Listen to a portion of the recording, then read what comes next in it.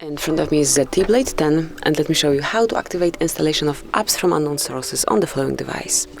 So first of all, you need to reach the settings, then find and select apps and notifications right here, and go to the advanced.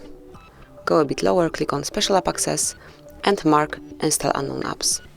And here you can give permission for some particular app. For example, you can pick Gmail, and then smoothly click on this indicator to allow from this source.